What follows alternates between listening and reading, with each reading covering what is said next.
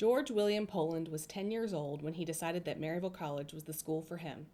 He was on campus then in 1949 to see his oldest brother John graduate, but it wasn't the pomp and circumstance of commencement that convinced him.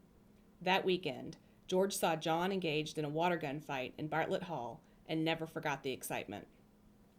George, John, and a middle brother, Joe, came to MC from Beverly Shores, Indiana. The family's introduction to the college came from David Humphreys, a 1941 Maryville grad who was serving at their church while attending McCormick Theological Seminary.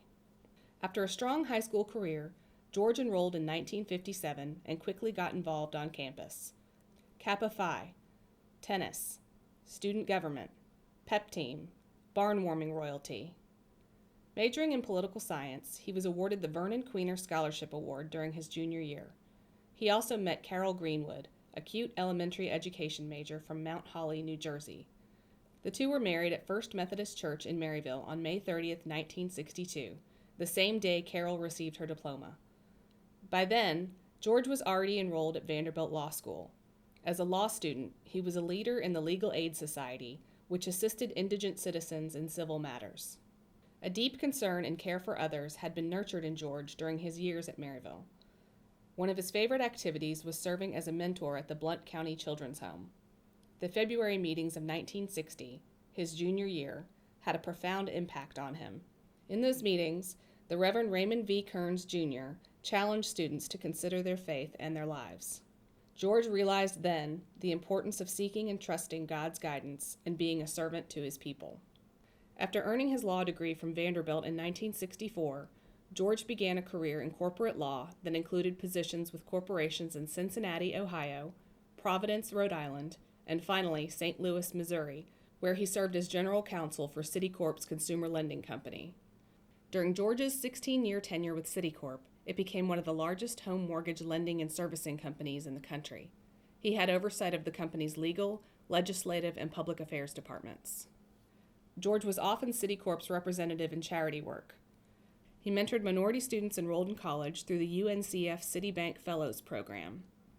He worked to improve housing for low-income populations, even educating state and national politicians and bureaucrats about mortgage lending practices. He served on the EPWORTH Children's Home Board, giving guidance and encouragement to adolescents.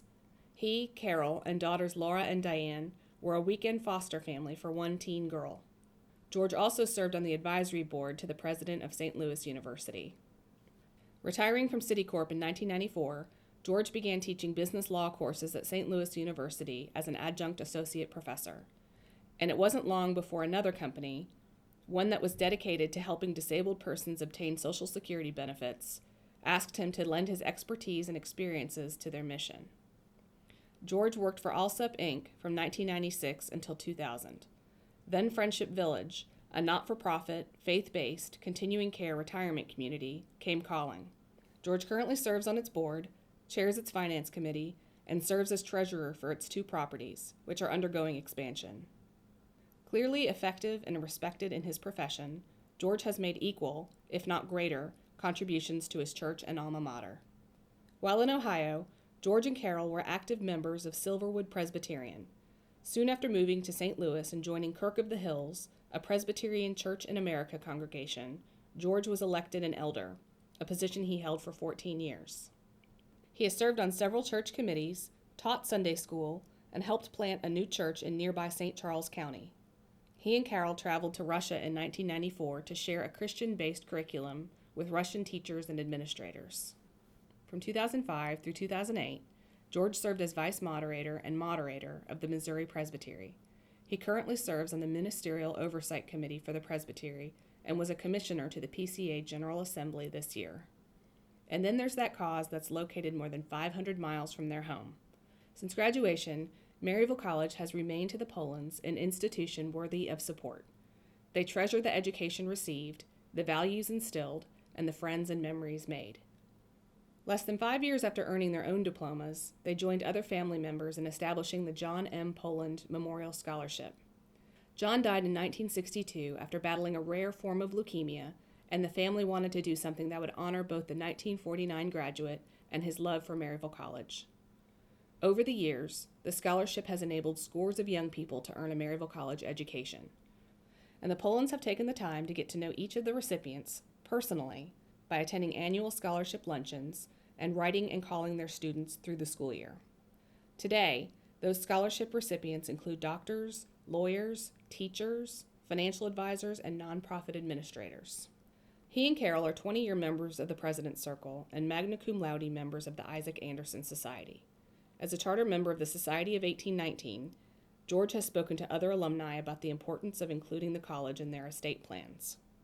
George served on the college's board of directors from 2004 until 2008, and in 2011 served as the chairman of his class's 50-year reunion committee. The class raised enough to fund an endowed scholarship and added 5 people to the college's planned giving society.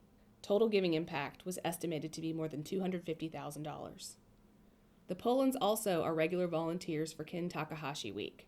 They enjoy reuniting with classmates on campus every June for projects that require physical labor. These grandparents of 6 do whatever is needed: paint, landscape, construct, refurbish, clean, and organize. In 1971, the Polans were asked to write a column for the Alumni magazine on the topic, "Why We Continue to Support Our Alma Mater." In that column, they remind fellow alumni of the precious memories made at the college and conclude with this: "We, the alumni, have the responsibility to see that the doors of Maryville College remain open. We must contribute to the college so that it remains vibrant and meets the needs of present-day students." How fortunate is Maryville College that the Polans' commitment to their alma mater has never wavered, that George has long believed that Christ followers act and not just talk, that the 500 miles between St. Louis and Maryville has never seemed too far to travel to show their support. How thankful are we today that a little water fight broke out in Bartlett Hall over commencement weekend in 1949. George, for all that you are to your family, your community, and your alma mater, and for all you've accomplished, Maryville College proudly presents you with the Alumni Citation. Congratulations.